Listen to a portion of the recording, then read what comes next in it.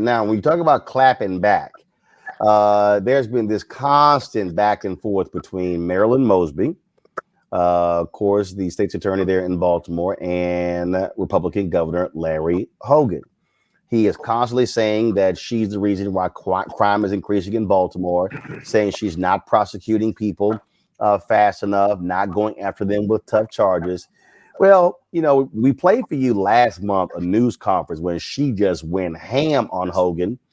Well, yesterday she dropped this video smacking the governor. Watch. Dear Governor Hogan, I deeply regret having to respond to you via a public letter, but after my numerous attempts at collegiality, I recognize that your entitlement, your privilege, and your political posturing are guiding your disrespectful refusal to meet or even speak with me for the past 2 years, despite being the twice elected state's attorney for Baltimore City.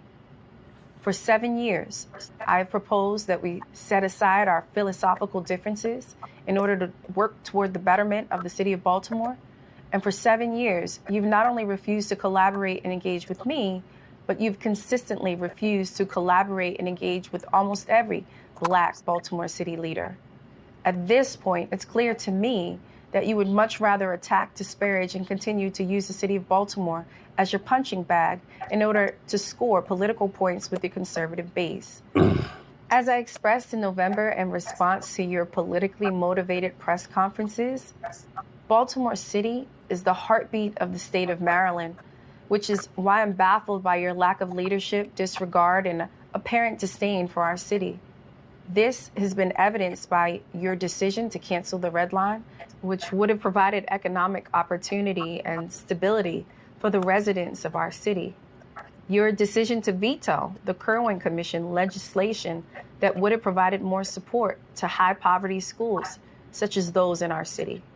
Your lack of prioritization and disparate distribution of vaccines during the height of the global pandemic, when you told the media that our city's elderly residents had already been given far more than they were really entitled to. And your vetoing of the Baltimore crime plan drafted by the city's delegation that would have required increased oversight of offenders on parole and probation. Coming out of a global pandemic that has significantly thwarted public health, the judicial system, jobs, and the economy for the past 2 years, as the governor of this state, you had a unique opportunity to showcase leadership that could have brought state, federal, and local resources and agencies together in order to resolve the endemic challenges that our city has faced for decades. You have chosen to do otherwise. We, the people that live in the city of Baltimore, are not naive enough to believe that your attacks come from any form of sincere concern about the problems that we face. Rather, your actions are purely political, which is why you continue your incessant dog-whistling attacks about Baltimore crime, which contrasts with your deafening silence on the increased crime in the rest of the state. In your time in office, you have blamed the mayor, the police commissioner, the judges, the city council, and even the state legislature for the crime in Baltimore City. Yet many of the city's problems can be laid at the door of the state agencies you oversee. This past week, you appeared on Fox News Sunday and were asked a question in connection with the attempted murder of a Baltimore City police officer, to which you shamefully responded, "We have a prosecutor in Baltimore City that refuses to prosecute violent criminals, and that's the root of the problem." None of this is true. In fact, the truth is that the lead suspect in the shooting of that police officer, who is currently fighting for her life, was supposed to be under the supervision of your state agency at the time of that horrific offense.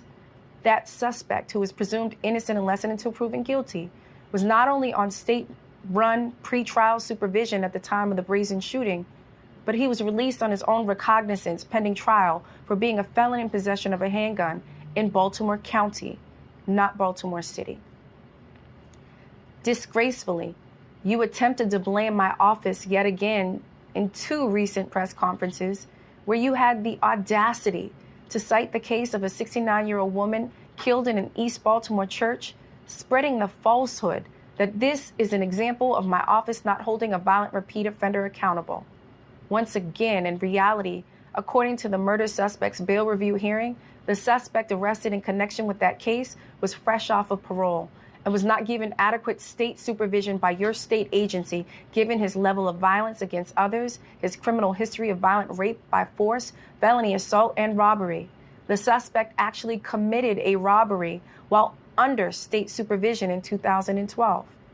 Despite numerous red flags and continued mental health issues, the state supervision level was lowered for this violent repeat offender by your state agency. And what's clear is that the suspect, who's also presumed innocent unless and until proven guilty, should have never been allowed off of state supervision in the first place. Similarly, in 2018, your Department of Juvenile Services Secretary erroneously attempted to blame my office for the release of a juvenile that ultimately killed a Baltimore County police officer. Once again, this was not true. In fact, your state-run Department of Juvenile Services pushed for the release of that juvenile over the objection of both my prosecutors and his own mother. So yet again, your state agency failed to properly supervise an individual who then took the life of a police officer. You see, Mr. Governor, these breakdowns in your state agencies are not isolated incidents either, but are a part of a pattern of malpractice on the part of your government. That is why I intend to ask the state legislature for an audit by the Maryland Office of Legislative Audits of not just DPSCS, but of the Division of Parole and Probation and the Department of Juvenile Services, specifically to evaluate why these failures have occurred, continue to occur, and how we can prevent such tragedies from happening again.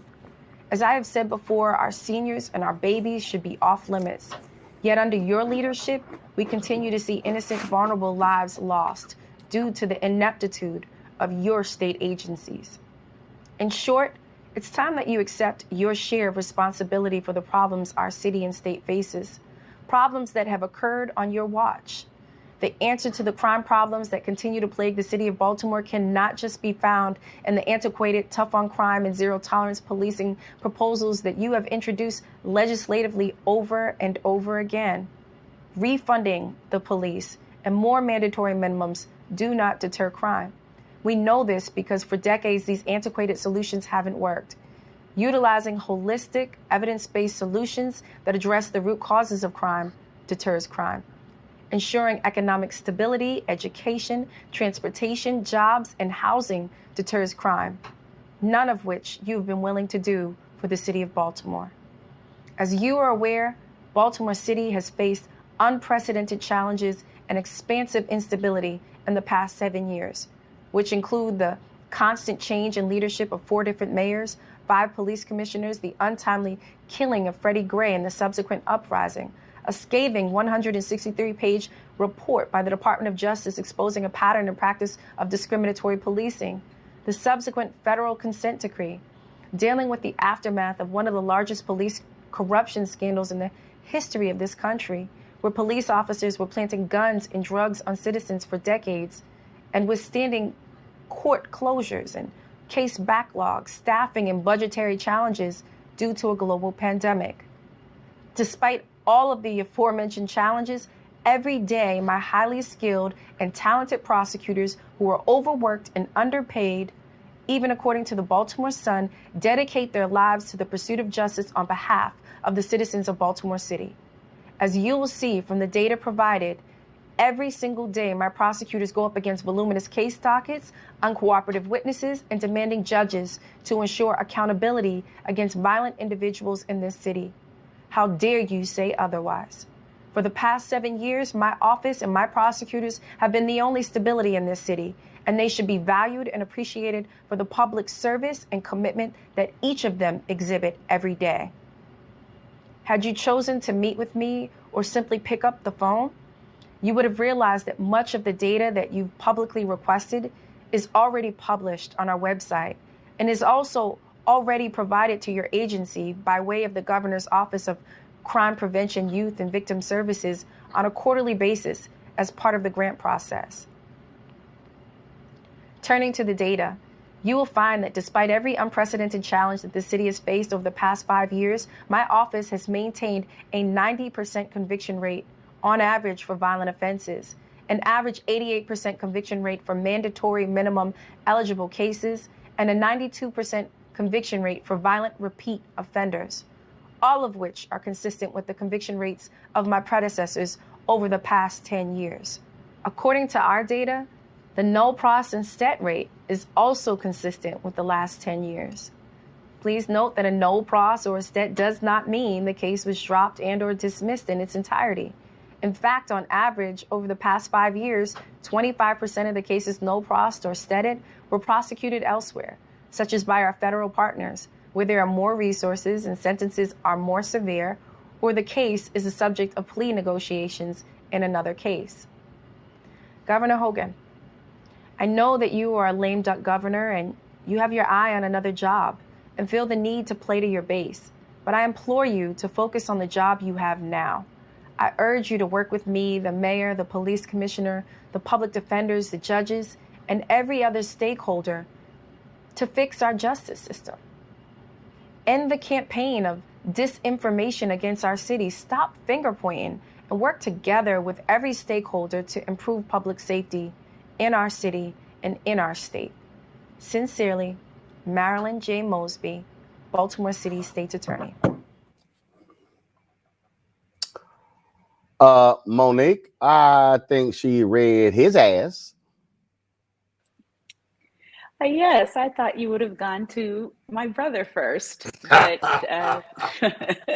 for reasons that are obvious to us. But yes, she took her time and she covered all of her bases, dotted her I's, crossed her T's, and said what she said, which it's a shame that she has to do that, but there we go. I must say, Scott, first of all, you represent Marilyn Mosby in her battle with the feds. And this is the second video. The last one she did last month, when she held a news conference, was steam was coming out of her ears. This one, she decided to do a sit down and recorded video. But again, one by one, read his ass for filth.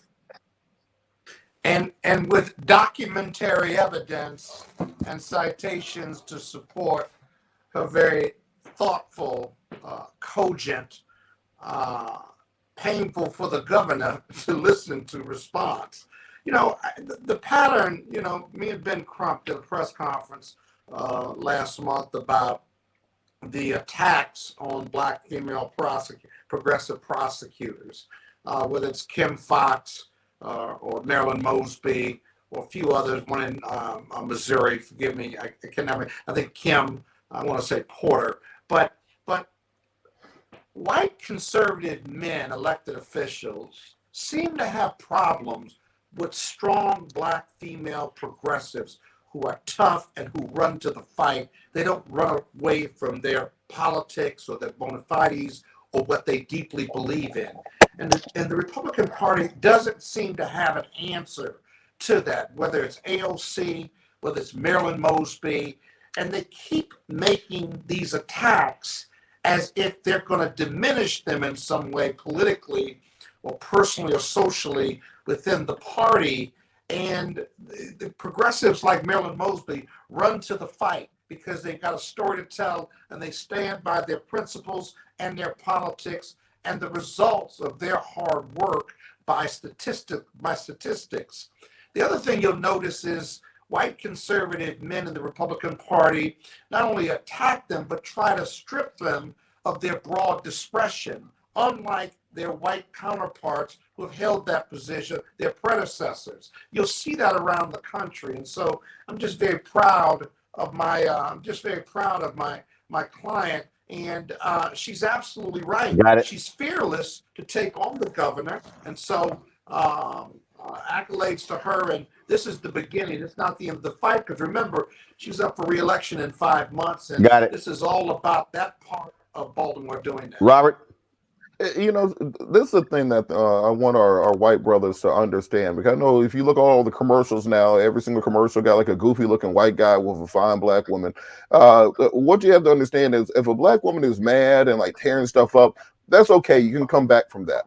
But if she is sitting there like that in front of you, reading a script and laying out evidence, you're done. It's over. That they bring you into the room, they sit you down, they bring up all your text messages, all the Instagram, all the pictures you've been liking. It's over when they sit down like that. And the composure and the steadfastness that she presented her information, I think, to let Larry Hogan know that I know you were trying to run for president in 2024.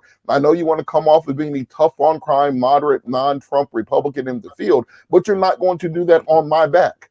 You can get your bona fide somewhere else, but you're not going to do it at the diminution of me and my prosecutors and what we're doing in our office. The problems in crime in Baltimore did not start with Maryland Mosby. They did an entire TV series on The Wire about those issues. So this idea of Larry Hogan trying to pin those on her, these are systemic issues that have gone back more than a generation and that require state, local, and federal cooperation to take care of. And I think she is doing the best that she can given the card that she has been dealt. And Larry Hogan is going to have to decide, are you going to actually finish out the end of your term and try to have some successes before you run for president? Or alternatively, are you going to try to dive into these culture war issues against Black women in politics? We've seen this with Fonda Willis in Atlanta. We've seen this with Kim Porter in Chicago. We've seen this with Marilyn Mosby in Baltimore. Quit picking these fights with Black women. You can't win. As a Black man married to a Black woman, you can't win this. Just let it go. Try to work with her. All right, then. No, not real quick. You talked for a very long time. You should have got everything out when you did. I need to go live. I need to go live to Minneapolis. Nobody interrupted you. You just simply forgot. So take some ginseng pills and get your memory together. All right, folks, back to that Roland Mark Unfiltered video in just one moment.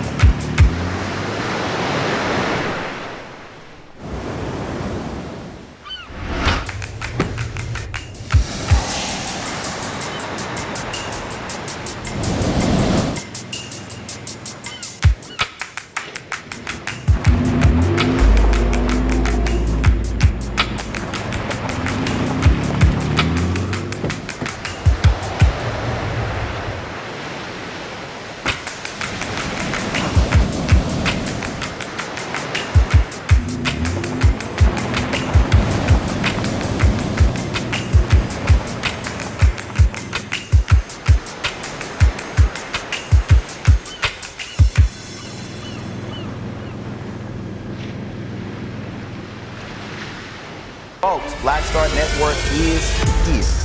Hold no punches. I'm real revolutionary right now. Support this man, Black Media. He makes sure that our stories are told.